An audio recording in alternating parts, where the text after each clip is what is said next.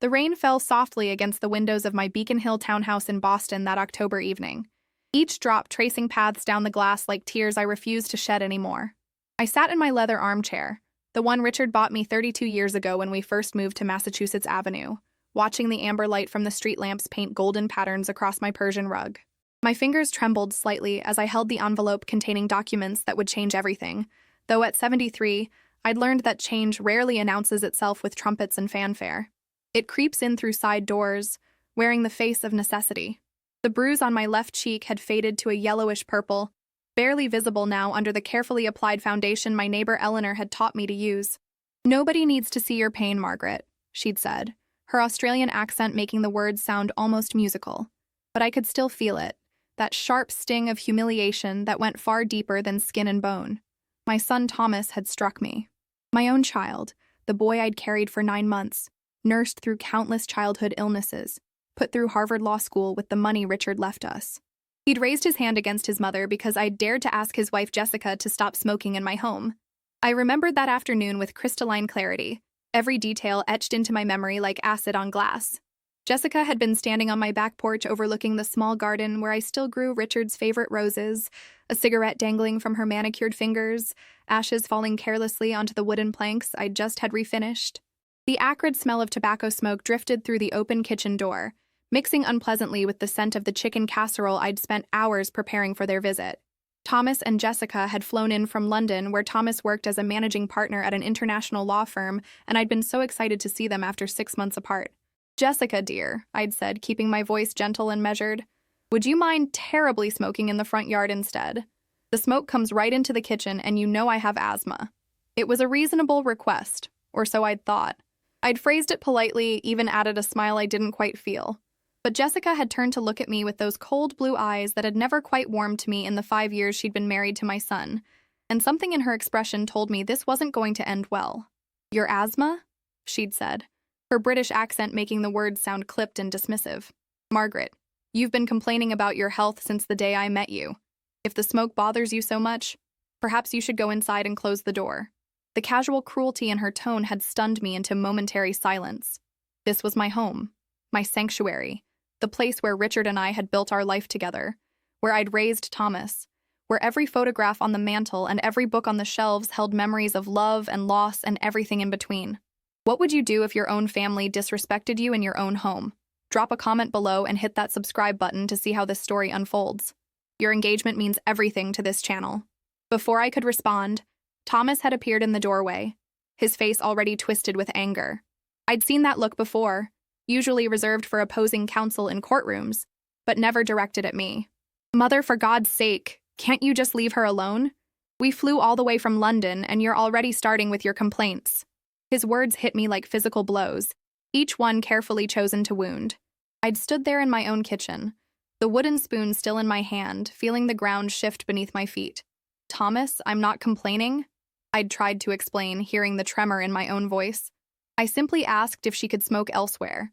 This is my home, and I have a right to—" But he'd cut me off, stepping closer, his 6-foot frame suddenly seeming menacing rather than protective.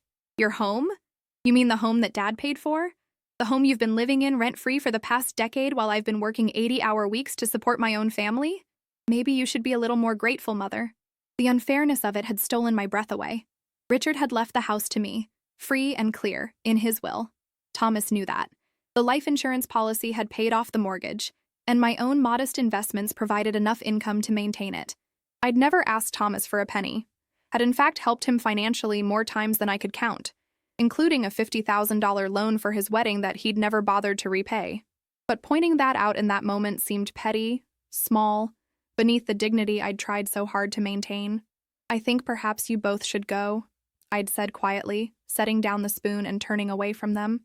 My eyes had burned with unshed tears, but I refused to cry in front of them, refused to give Jessica the satisfaction of seeing how deeply her disrespect had cut me. I'd heard Thomas's sharp intake of breath behind me, felt him move closer, and then his hand had gripped my shoulder, spinning me around with more force than necessary. "Don't you dare dismiss us," he'd hissed, his face inches from mine. "Don't you dare act like the victim here. You've been controlling and manipulative my entire life, and I'm done with it. Jessica is my wife, and if she wants to smoke in your precious garden, She'll smoke in your precious garden. The words had been bad enough, but then Jessica had laughed, a light tinkling sound that somehow made everything worse. Oh, Thomas, let it go. Your mother clearly can't handle not being the center of attention. That's when I'd made my mistake. I'd reached up to push Thomas's hand off my shoulder, to create some space between us, and he'd interpreted it as something else entirely. His other hand had come up so fast I barely saw it move, connecting with my cheek with a crack that seemed to echo through the quiet house. The force of it had sent me stumbling backward into the counter, my hip catching the edge hard enough to leave a bruise that would last for weeks. For a moment, we'd all just stood there, frozen in a tableau of family dysfunction. The shock on Thomas's face had been almost comical, his hand still raised as if he couldn't quite believe what he'd done. Jessica had gasped, actually gasped, covering her mouth with her hand in what I suppose was meant to be a gesture of horror. But neither of them had moved to help me. Neither had apologized. Instead, Thomas had lowered his hand slowly, his expression hardening into something I didn't recognize, something cold and calculated. "You pushed me first," he'd said, and I realized with sickening clarity that he was already constructing his defense, already reframing the narrative to absolve himself. If you're still with me on this journey, show your support by subscribing to the channel. Have you ever experienced betrayal from someone you trusted completely? Let me know in the comments below. I'd straightened up slowly, my hand pressed against my burning cheek, and looked at my son. Really looked at him, perhaps for the first time in years. When had he become this person? When had ambition and his wife's influence transformed my sweet boy into someone capable of striking his elderly mother? I'd thought of all the nights I'd sat up with him during his law school exams, brewing endless pots of coffee, quizzing him on case law. I'd thought of the way he'd cried at Richard's funeral, how he'd held my hand during the burial service at Mount Auburn Cemetery in Cambridge. That Thomas seemed like a stranger now, someone from another lifetime. "I think you should leave now," I'd repeated, my voice steadier than I felt. "Both of you.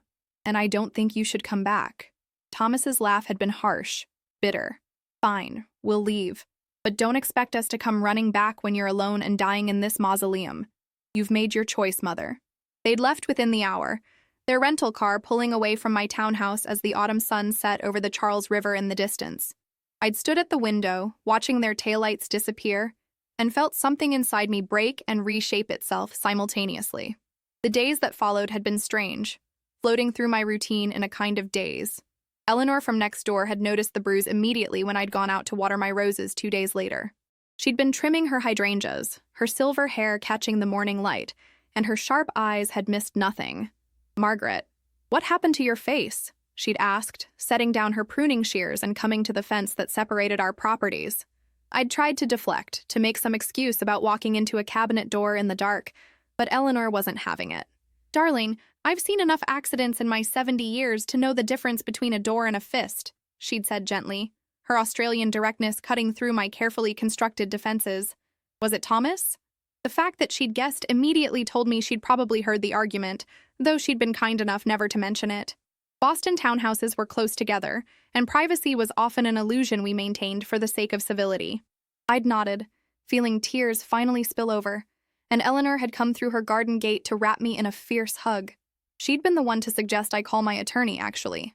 "Margaret, you need to protect yourself," she'd insisted, sitting at my kitchen table with cups of chamomile tea growing cold between us.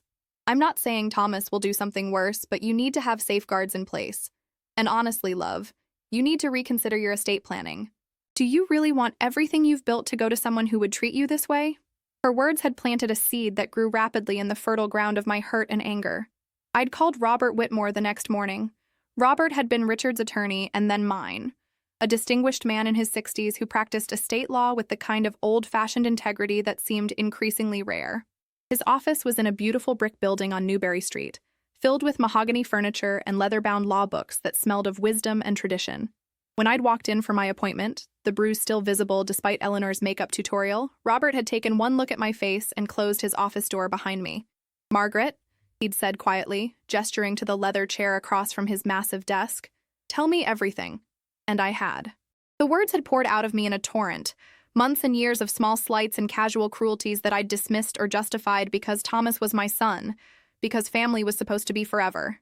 I'd told him about Jessica's constant criticisms of my clothes, my cooking, my life choices.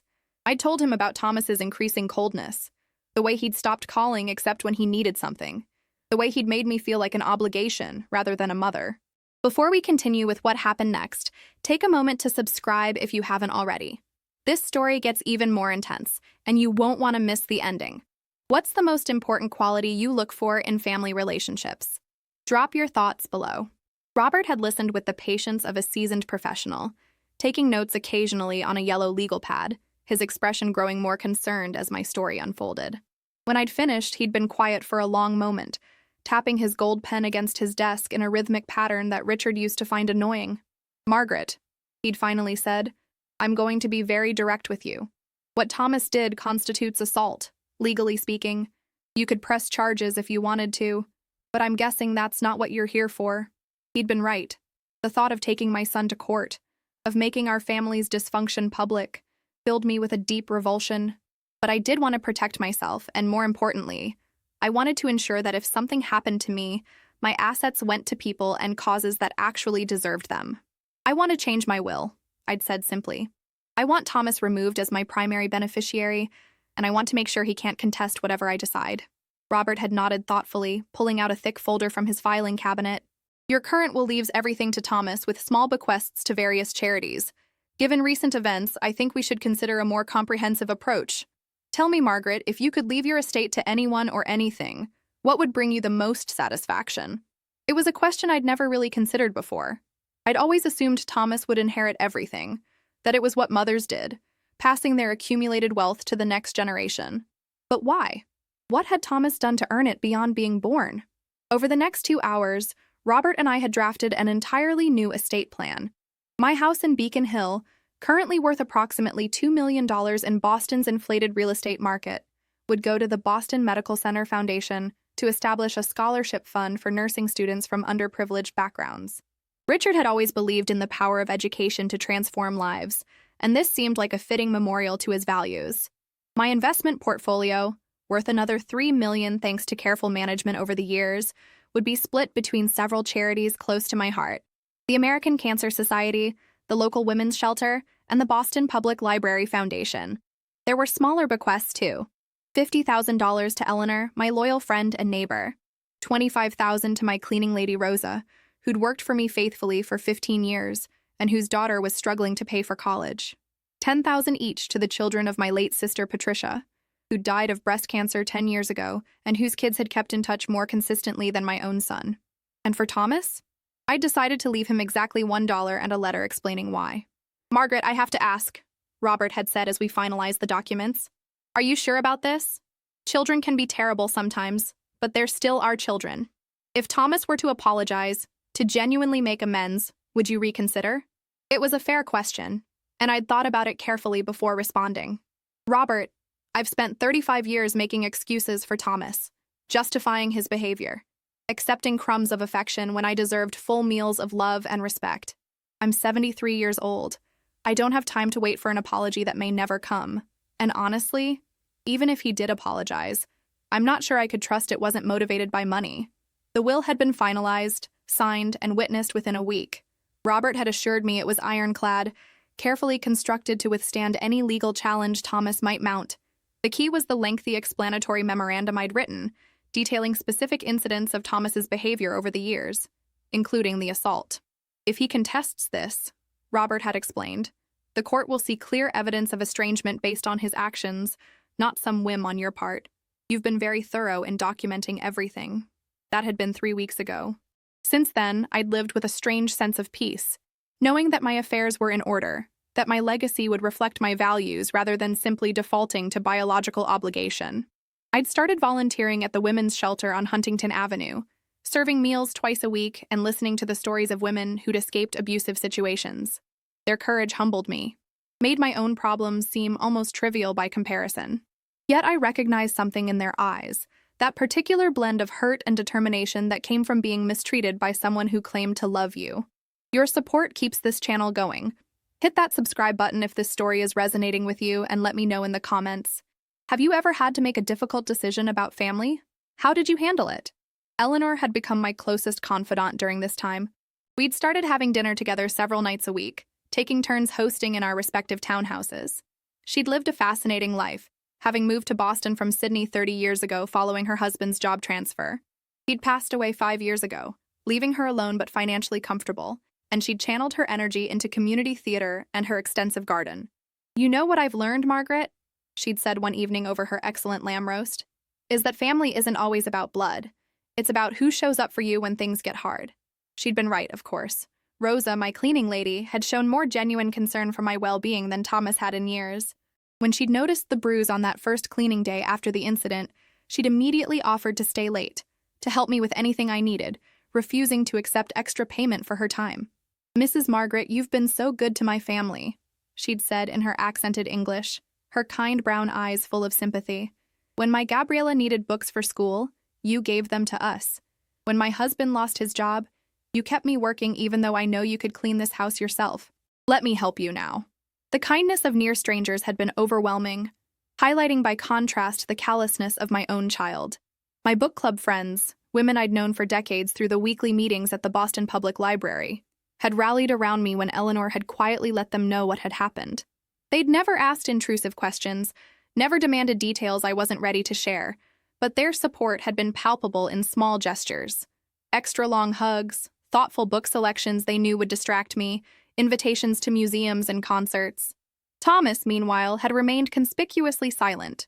No phone call, no email, no text message.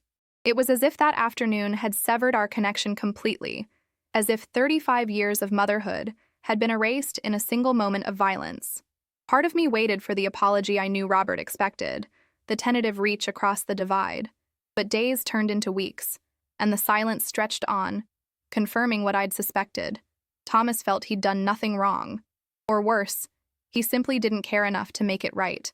Jessica had sent a single email, brief and impersonal, informing me that they'd decided to spend the upcoming Christmas holiday in the Cotswolds with her family instead of coming to Boston as planned. "Given the tension during our last visit," she'd written, as if I'd been the one to create tension by asking her not to smoke in my home, "we think it's best if we take some space this year. Perhaps we can revisit the relationship in the future when everyone has had time to calm down." I'd deleted the email without responding, recognizing the manipulation for what it was. The holidays would be different this year, but perhaps that wasn't entirely a bad thing. Eleanor had invited me to join her family's celebration, her daughter and grandchildren flying in from Melbourne for 2 weeks. Rosa had asked if I'd like to attend her family's Christmas Eve dinner, a boisterous affair with 20 relatives crowded into her small apartment in Jamaica Plain. I'd accepted both invitations, feeling something I hadn't felt in years. Wanted. Not obligated to attend, not tolerated, but genuinely welcomed. I'd also started therapy, something I probably should have done years ago. Dr. Sarah Chen practiced out of an office near Harvard Square, and she specialized in family dynamics and late-life transitions. "Margaret," she'd said during our third session, "I want you to consider something. You've spent decades defining yourself primarily as Thomas's mother, but you're so much more than that. You're an individual with your own interests, values, and relationships. What would it look like to build an identity that isn't centered on a relationship that causes you pain?" It was a profound question, one that kept me awake at night, staring at the ceiling of the bedroom I'd shared with Richard for so many years. Who was I beyond Thomas's mother? I'd been Richard's wife, devoted and supportive, putting his career and needs ahead of my own aspirations. I'd been a mother, organizing my entire existence around Thomas's schedule and requirements. I'd been a daughter, caring for my own mother through her final illness, managing her medical appointments and estate. But who was Margaret Thompson, separate from all those relational roles? We're getting to the crucial turning point of this story. If you're invested in seeing how Margaret reclaims her power, smash that subscribe button and let me know in the comments what advice you'd give her. Your engagement helps this channel reach more people who need to hear these stories. I'd started exploring that question tentatively, taking a watercolor painting class at the Cambridge Center for Adult Education, something I'd always wanted to try but never had time for. My paintings were terrible, objectively awful renderings of landscapes, and still lifes that looked like they'd been created by an enthusiastic child. But I didn't care. The act of creating something, of mixing colors and watching them bleed into each other on paper, brought me a joy I hadn't experienced in years. My instructor, a young woman named Maya with purple hair and an infectious laugh, praised my use of color, my willingness to experiment. "Art isn't about perfection, Margaret," she'd said. "It's about expression." I'd also started reading differently, choosing books for my own pleasure rather than picking from the book club's monthly selections. I'd discovered Isabel Allende and was working my way through her novels, losing myself in her magical realism and strong female protagonists. I'd reread Virginia Woolf's Mrs. Dalloway, finding new meaning in Clarissa's quiet desperation and her fierce grip on ordinary joy. I'd picked up books about women who'd started new lives after 60, after 70, finding inspiration in their courage and reinvention. My house began to feel different too, less like a museum dedicated to my past, and more like a space for my present and future. I'd hired a young interior designer from Somerville who'd helped me redecorate the guest room that Thomas used to sleep in when he visited, transforming it into an art studio with northern light and built-in storage for supplies. The master bedroom got new linens in shades of lavender and cream, colors I loved but had never chosen because Richard preferred navy and white. Small changes, perhaps, but each one felt like reclaiming territory. It was Eleanor who'd suggested I should tell Thomas about the will, or at least inform him that changes had been made. "Darling, I'm not saying you should change it back," she'd clarified one evening over wine in her garden, now stripped bare for winter but still beautiful in its stark geometry. "But perhaps he deserves to know that his actions have consequences. Right now, he probably assumes you'll eventually forgive him, that the will stands as it always has. Knowledge might be its own form of justice." I'd considered her advice carefully.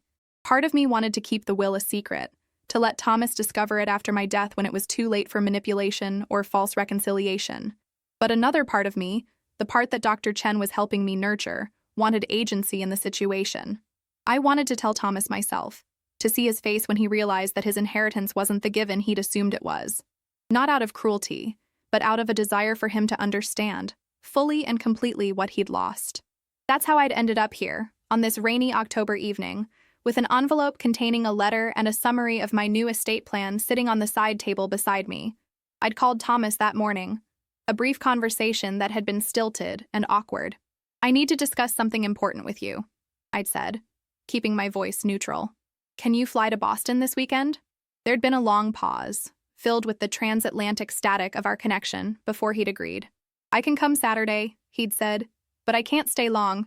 I have depositions on Monday." Of course he had depositions. Thomas always had somewhere more important to be, something more pressing than his mother. But Saturday would work. I'd have time to prepare, to rehearse what I wanted to say, to steel myself for whatever reaction he might have. Eleanor had offered to be present, to wait in her house in case I needed support, and I'd gratefully accepted. Rosa had offered to come too on her day off, promising to make empanadas that we could share afterward, a small celebration of whatever happened.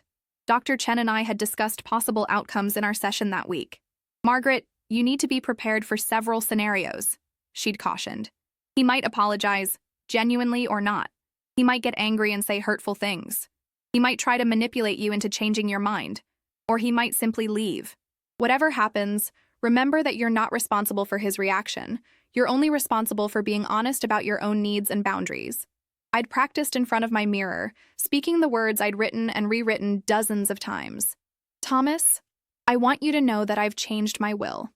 After what happened during your last visit, I realized that I need to make decisions that align with my values and protect my own well-being. My estate will be going to various charities and individuals who have shown me genuine care and respect.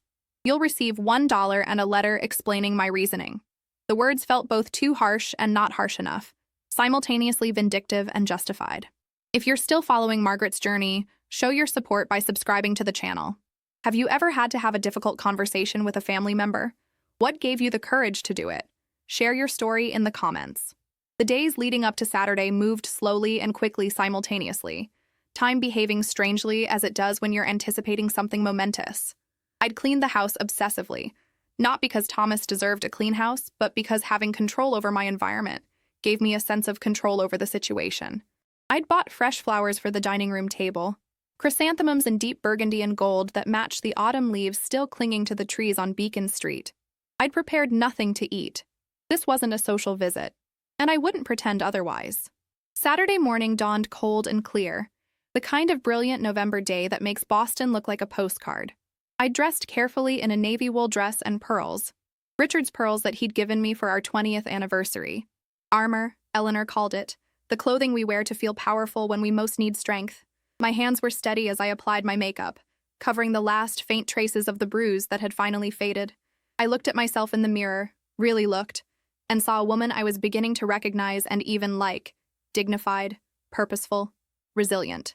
Thomas arrived at exactly 2 o'clock, always punctual in his professional life, if not his personal one.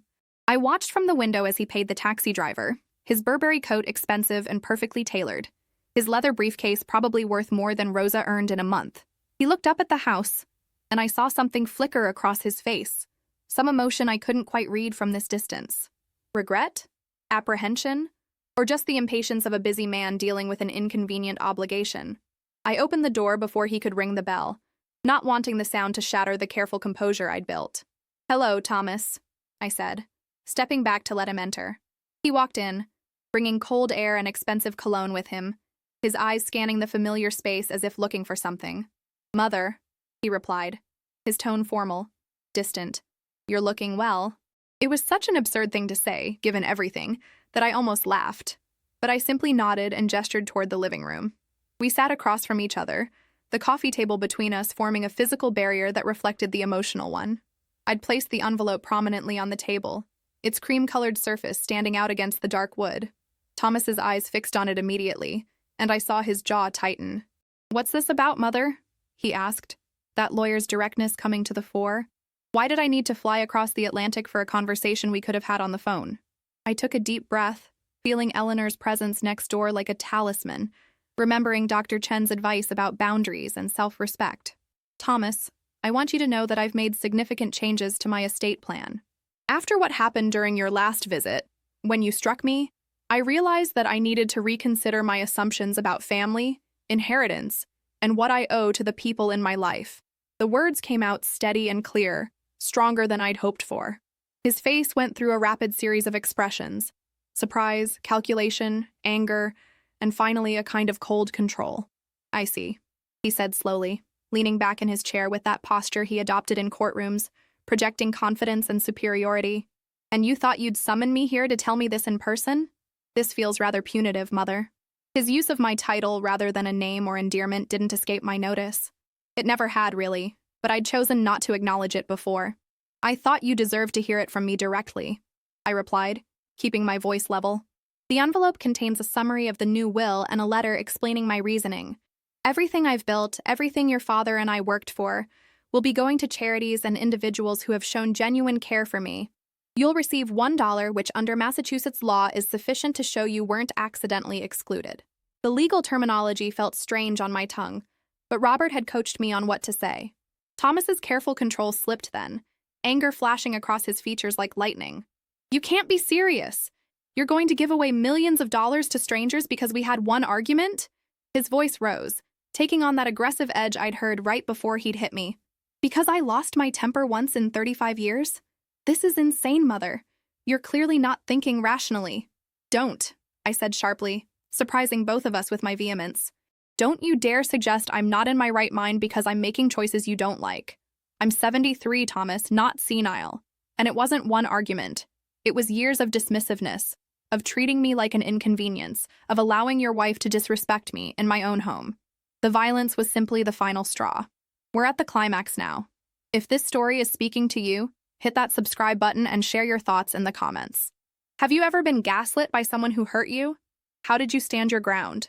He stood abruptly, pacing to the window and back, his expensive shoes clicking on my hardwood floors. "Jessica was just having a cigarette. You overreacted as you always do.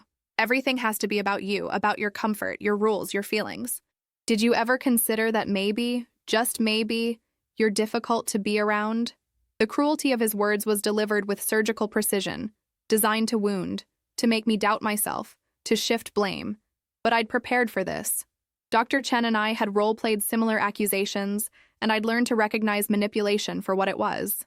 If I'm so difficult to be around, Thomas, then I'm doing us both a favor. You won't have to visit anymore, won't have to pretend to care about my well-being, and I won't have to wonder if your calls and visits are motivated by genuine affection or by the expectation of an inheritance. We'll both be free. This is about Jessica, isn't it?" he said, turning back to face me, his expression hardening. "You've never accepted her, never thought she was good enough for me. You're jealous that I have someone in my life who actually supports me instead of trying to control me." It was fascinating in a horrible way how he'd constructed an entire narrative that absolved him of all responsibility, that reframed every interaction to cast me as the villain. Thomas, I asked your wife not to smoke in my house. That's not control. That's basic respect for my health and my home. Your response was to berate me and then physically assault me. There's no version of those events where you're the victim.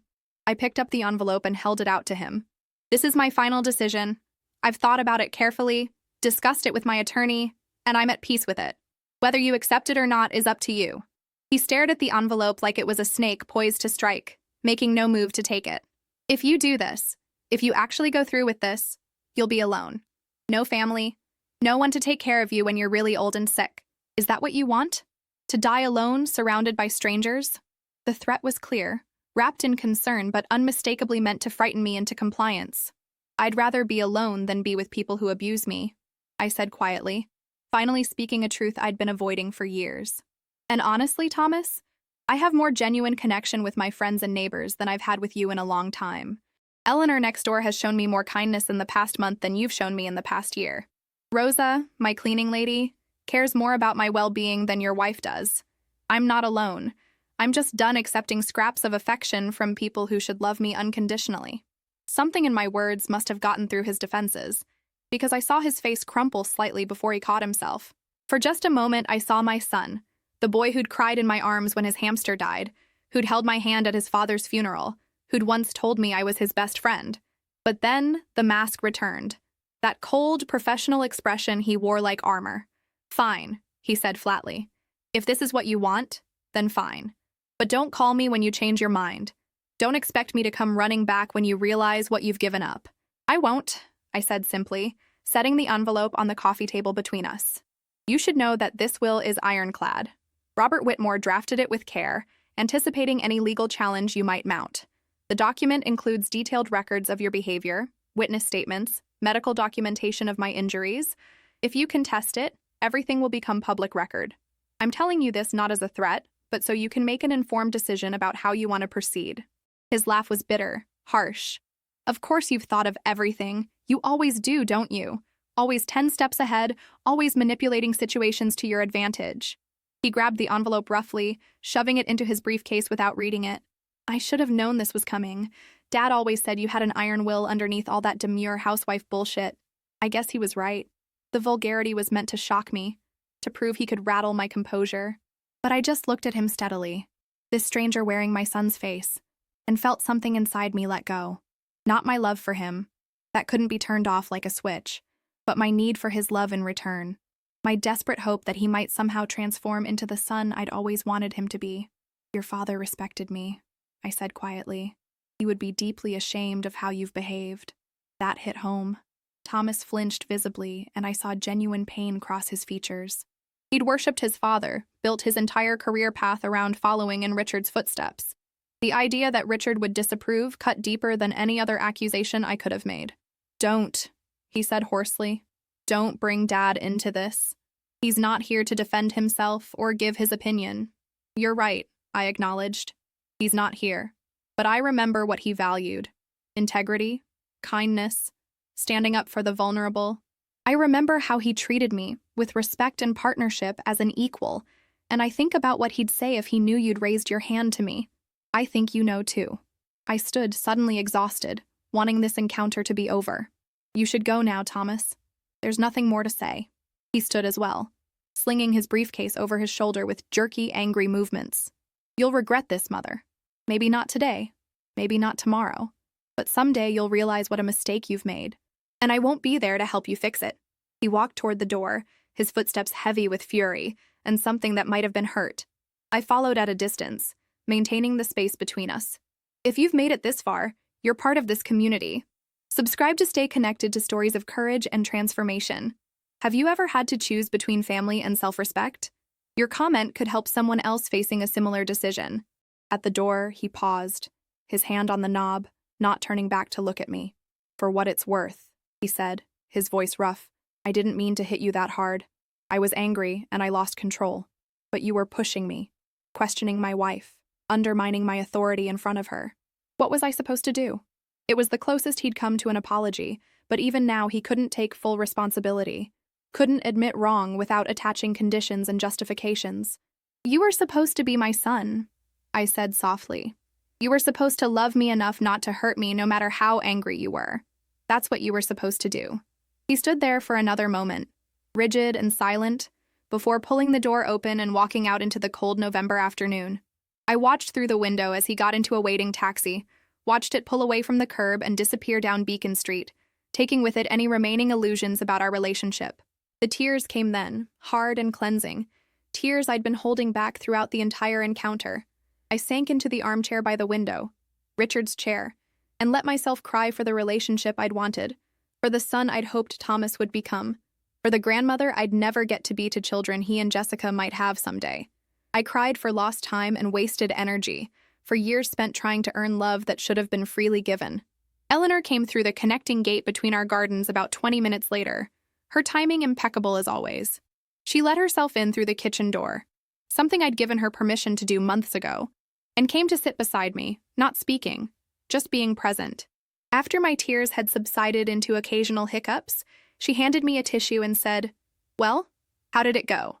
I told her everything, every word exchanged, every emotion that had crossed Thomas's face, every manipulation he'd attempted.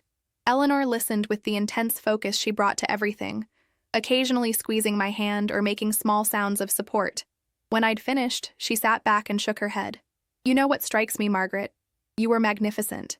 You stood your ground, refused to be manipulated, spoke your truth clearly and without cruelty. I'm proud of you, darling. I hope you're proud of yourself, too." Was I proud? I examined the question carefully, probing my feelings like a dentist checking for cavities. Yes, I realized with some surprise. I was proud. I'd done something terrifying, had confronted my greatest fear, losing my son, and survived it. More than survived it, actually. I felt lighter somehow, as if I'd been carrying a heavy weight I hadn't fully recognized until it was gone. "I am proud," I said wonderingly. "I'm sad and hurt and grieving, but I'm also proud." Rosa came over that evening as promised, bearing containers of empanadas still warm from her stove. We sat at my kitchen table, the three of us, Eleanor, Rosa, and me, eating and talking about everything and nothing. Rosa told stories about her daughter Gabriella's college classes, how she was thriving in her pre-med program, thanks in part to the books and encouragement I'd provided over the years. Eleanor shared news from her daughter in Melbourne, who was expecting her third child in the spring. I talked about my painting class, showing them my latest attempt at capturing the Charles River at sunset. It wasn't until much later, after Rosa had gone home and Eleanor had returned to her own house, that I allowed myself to really think about what I'd done. I'd severed my connection to my only child, prioritizing my own well-being over the biological imperative to maintain family ties at all costs. It felt revolutionary and terrifying in equal measure. What if he was right? What if I did end up alone, dying in this house with no one to mourn me? But then I thought about Eleanor's daughter, who'd written me a lovely email after hearing about the situation, telling me I'd always be welcome in Melbourne if I wanted to visit. I thought about Rosa's family, who'd invited me to spend Christmas Eve with them. 20 people crowded into a small apartment in genuine celebration and joy. I thought about my book club friends, my painting class, my volunteer work at the women's shelter. I thought about Dr. Chen, who believed in my capacity for growth and change. I wasn't alone. I'd never been alone. I'd just been so focused on the relationship I didn't have that I'd failed to appreciate the relationships I did have. The weeks that followed brought an unexpected peace. Thomas didn't call, didn't email, didn't attempt to reach out in any way. The silence was definitive, final, and while it hurt, it also clarified things. There would be no reconciliation built on false premises, no pretending that nothing had happened. We were done, and there was a strange freedom in that certainty. I could stop hoping for a different outcome, stop performing the role of perfect mother in hopes of earning love that clearly wasn't available. I threw myself into my new life with an enthusiasm that surprised me. My painting improved marginally, though improved might be generous.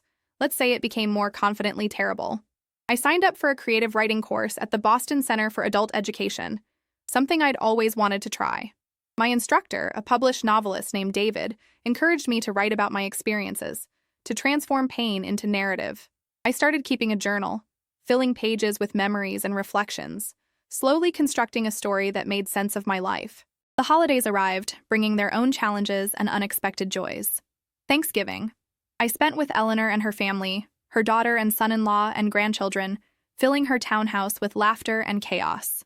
They welcomed me warmly, including me in their family traditions as if I'd always been part of them. Christmas Eve with Rosa's family was a revelation. 24 people speaking rapid Spanish and English, children running everywhere, food appearing in endless quantities.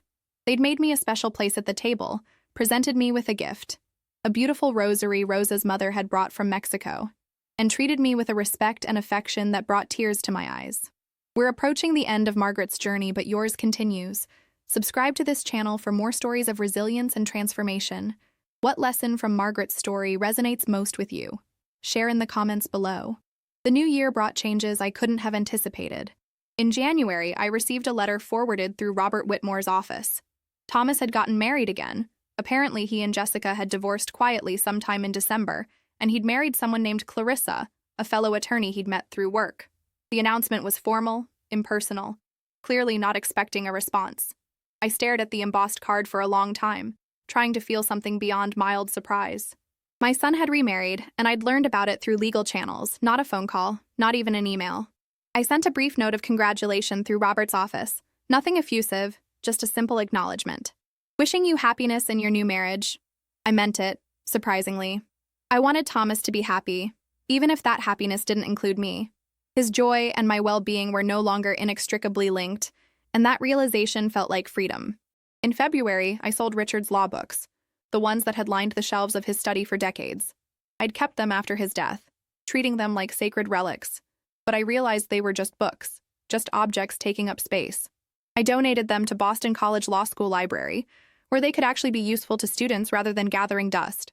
The empty shelves I filled with my own books, the novels and poetry and memoirs I loved, creating a space that reflected my interests rather than preserving a museum to the past.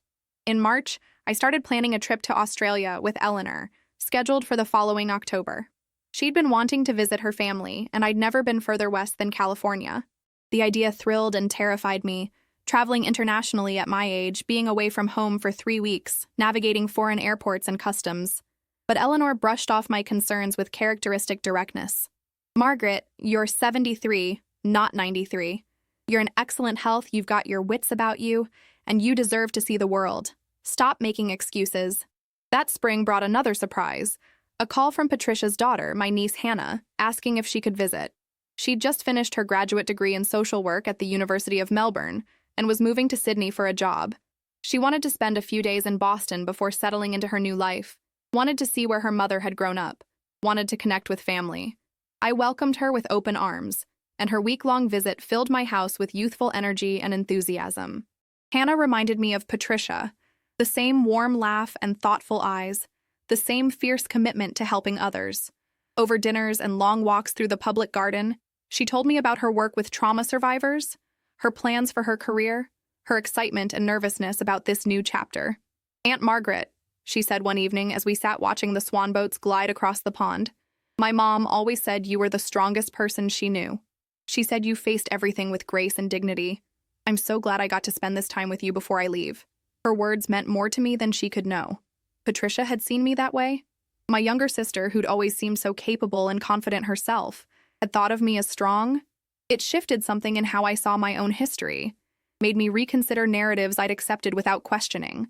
Maybe I had been strong all along, just in ways I hadn't recognized or valued. By the time summer arrived, I'd settled into a rhythm that felt sustainable and satisfying. Mornings I spent painting in my new studio, afternoons volunteering or attending my various classes, evenings with friends or contentedly alone reading or writing in my journal. The house no longer felt too large or too quiet. It felt exactly right, a space I'd created for myself that reflected my values and interests. Thomas's name occasionally came up in conversations. Someone would ask about my son, and I'd learned to respond simply and truthfully. "We're not in contact right now." Most people had the grace not to pry, though I could see curiosity in their eyes. Eleanor, Rosa, and Dr. Chen knew the full story, and their support never wavered. That was enough. In August, I received notification from Robert Whitmore that Thomas had indeed consulted an attorney about contesting the will. The consultation had apparently gone nowhere. Robert's careful documentation and the ironclad nature of the document made challenging it a losing proposition. But the fact that he'd tried stung more than I wanted to admit. Even after everything, some part of me had hoped he might respect my decision, might understand that his actions had consequences. The attempted challenge confirmed what I already knew. He still saw me as an obstacle to be overcome, an inconvenience standing between him and money he believed was rightfully his. "Margaret," Robert said when I called to discuss the situation, "I want you to know that you have nothing to worry about legally.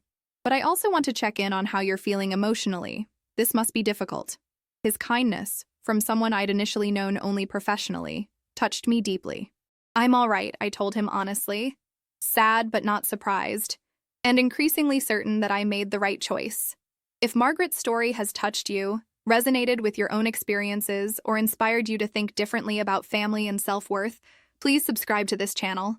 Your support makes it possible to share more stories like this one. What would you do in Margaret's situation? Would you have changed the will or tried to reconcile? I genuinely want to know your thoughts. Drop a comment below. As October approached and my trip to Australia drew near, I found myself reflecting on the past year with something approaching wonder. I'd faced my worst fear, losing my son, and discovered that survival wasn't just possible, but potentially rich and fulfilling. I'd built a life centered on genuine connection rather than obligation, on mutual respect rather than blood ties. I'd learned that family could be chosen as well as given, that love should enhance your life rather than diminish it. The morning of my flight to Sydney, Eleanor and I stood in my living room surrounded by luggage, checking and rechecking our passports and tickets. "Ready for an adventure, Margaret?" she asked, her eyes bright with anticipation. I looked around my home, at the paintings hanging on the walls that I'd created, at the bookshelves filled with stories that had sustained me, at the photographs of people who actually loved me, Eleanor, Rosa, Hannah, my book club friends. "More than ready," I said, meaning it completely. On the plane, somewhere over the Pacific Ocean, I pulled out my journal and started writing. Not about Thomas, not about pain and betrayal, but about possibility and transformation. I wrote about the painting class, about Rosa's empanadas and Eleanor's garden, about finding myself at 73 in ways I'd never managed in decades prior. I wrote about the shelter volunteers who shared their stories with me, about the strength I'd discovered in other women's courage. I wrote about Richard, too, allowing myself to remember our marriage with honesty rather than idealization, acknowledging both its beauties and its limitations. As the sun set somewhere over the ocean, painting the clouds in shades of pink and gold that my watercolors could never capture, I realized something profound. I was happy. Not the conditional happiness of, "I'll be happy when Thomas calls," or "I'll be happy if things get better," but actual, present-moment contentment with my life as it was. The will, the confrontation, the severed relationship, none of it had destroyed me. Instead, it had freed me to become someone I genuinely liked, someone who took up space without apology, someone who prioritized her own well-being while still caring deeply about others. The 3 weeks in Australia were magnificent. Eleanor's family welcomed me as one of their own, including me in beach trips and barbecues and long conversations on their back patio in Sydney's northern beaches. I met Hannah at her new workplace, saw the important work she was doing with survivors of domestic violence, felt proud of the woman she'd become. I visited galleries and gardens, tried foods I'd never encountered, had conversations with strangers that left me feeling connected to humanity in ways I'd forgotten were possible. On our last night, sitting on Bondi Beach watching the sunset over the Pacific, Eleanor turned to me and said, "You know what I've noticed, Margaret? You laugh more now. You used to be lovely, but there was always this tension in you, like you were waiting for criticism or disappointment. It's gone now. You're lighter." Her observation surprised me, but I recognized its truth immediately. I was lighter, unburdened by the constant effort of trying to earn love that wasn't freely given. The flight home felt different from the journey there. I was returning to a life I'd actively chosen, to friendships I'd nurtured, to a home that reflected my authentic self. I was returning as Margaret Thompson, not just Thomas's mother or Richard's widow, but a complete person with her own interests, relationships, and purpose. The will, that document that had caused such upheaval, had become less about disinheritance and more about legacy, a final act of self-determination that honored my values and the people who genuinely cared about me. As we landed at Logan Airport and I caught my first glimpse of Boston's skyline, familiar and welcoming, I felt a surge of gratitude for the life I'd built in the aftermath of loss. Not the loss I'd expected, the death of a spouse, the aging process, but the loss of illusions about family, about unconditional love from people who share your DNA. Those illusions had needed to die for me to truly live, and while the death had been painful, the rebirth had been extraordinary. I want to thank you for staying with me through Margaret's entire journey. If her story of reclaiming dignity and self-worth after family betrayal has moved you, I would be deeply grateful if you would subscribe to this channel. Your subscription isn't just a number. It tells YouTube to share these stories with more people who might need to hear them, people struggling with similar decisions about family, loyalty, and self-preservation. Now I'd love to hear from you in the comments. From which city or country are you listening to this story? Knowing where you're watching from helps me understand this community we're building together. And if you feel comfortable sharing, what lesson from Margaret's experience resonates most deeply with you? Was it her courage to change the will? Her decision to prioritize chosen family over blood relations? Or perhaps her journey to discovering joy and purpose at 73? Your comments create connection among all of us listening, reminding us that we're not alone in facing difficult family dynamics. Please take a moment right now to hit that subscribe button. And if you know someone who might benefit from hearing Margaret's story, someone struggling with family expectations, someone who needs permission to prioritize their own well-being, share this video with them. Sometimes the most powerful thing we can do is let someone know they're not alone in their struggle. So tell me, friend, from what city or country are you watching this? I genuinely want to know. Drop a comment below, subscribe if you haven't already, and let's continue building this community of people who believe that self-respect and dignity matter, regardless of age or circumstance. Thank you for being here. Your presence matters more than you know.